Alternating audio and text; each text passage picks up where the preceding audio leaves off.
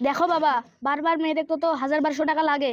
টাকাটা তো আর এমনি এমনি আসে না, কষ্ট করে কামাইতে হয়।